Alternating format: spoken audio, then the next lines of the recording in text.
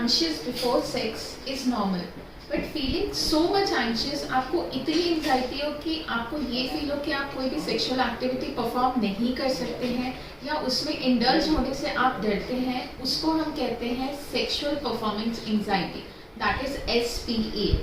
Hello viewers, my self doctor कामना Mangnani, being your therapist. आज मैंने सोचा कि आपके सामने एक ऐसा टॉपिक शेयर करूं जिससे काफ़ी मेल्स एंड फीमेल्स सफ़र कर रहे हैं, that is sexual performance anxiety.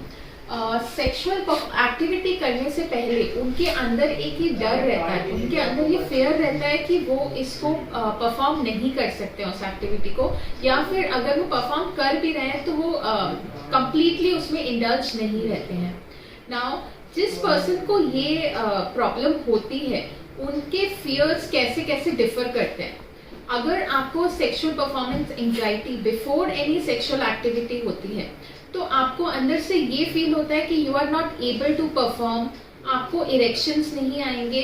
और अगर आपको ये प्रॉब्लम ड्यूरिंग सेक्स होती है, ड्यूरिंग एनी सेक्सुअल एक्टिविटी आपको ये प्रॉब्लम होती है, तो उस टाइम पे you are not able to enjoy that activity. वो जो चीज़ें आप, वो जो एटमॉस्फेयर रहता है वो आपके लिए बिल्कुल भी हेल्दी नहीं रहता है. तो अगर हम इस प्रॉब्लम को ट्रीट नहीं करेंगे तो वो लीड करेगा बहुत सारे सेक्सुअल डिसफंक्शंस में. So it's my personal suggestion कि if you are suffering from this kind of disease, अगर आप इस प्रॉब्लम से सफ़र कर रहे हैं, so you should seek a medical treatment. Now I would like to discuss with you कि इसके symptoms क्या होते हैं. तो इसका जो first and foremost symptom होता है वो होता है कि you don't have any interest in any kind of sexual activity. Secondly, आपको premature ejaculation की प्रॉब्लम हो सकती है. Now next is कि if you are during that activity तो erections में आपको बहुत प्रॉब्लम होती है. And the last is कि आपको orgasm में बहुत ज़्यादा प्रॉब्लम होती है during any kind of sexual activities. अब फीमेल्स में इसके क्या क्या सिम्टम्स देखे जाते हैं. फीमेल्स में सबसे पहले तो वजाइनल ड्राइनेस होती है, उनको लो बोलना चाहिए या डिफिकल्टी होती है during arousal, and during intercourse वो बहुत पेनफुल होता है उनके लिए. Now I would like to discuss the causes. इसके कॉजेस क्या क्या हैं. तो first and foremost cause is कि आपका बॉडी स्ट्रक्चर जो है वो you are not satisfied with that, या फिर आप उसको कह सकते हैं लो बॉडी एस्टीम. बहुत से ऐसे लोग रहते हैं जो कंसर्न रहते हैं about their height, about their weight, about their physical appearance. तो उनको ऐसा लगता है कि they are not completely finished, उनकी बॉडी इतनी फिनिश्ड नहीं है, जिसके कारण उनके अंदर ये एंजाइटी बनी रहती है कि during any kind of sexual activity they will not be able to perform it better. Now the next is feeling emotionally disconnected with your partner.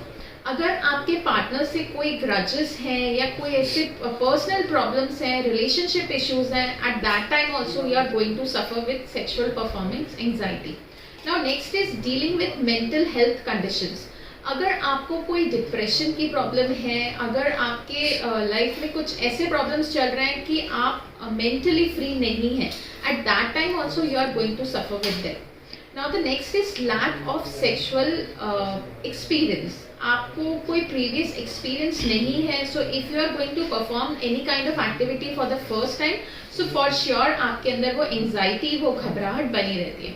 Next is feeling stressed.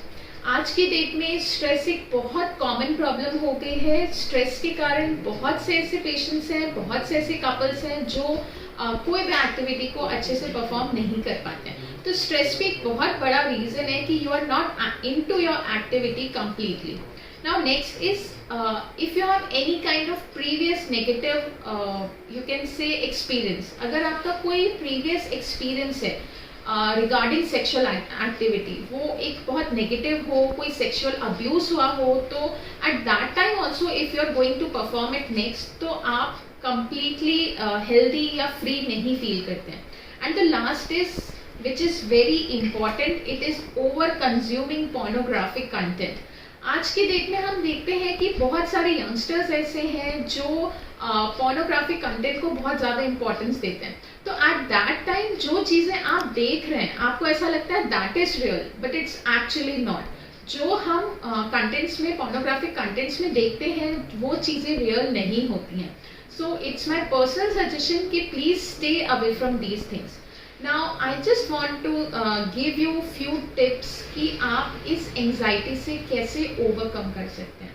तो सबसे पहले तो आपको मेडिटेशन करना है.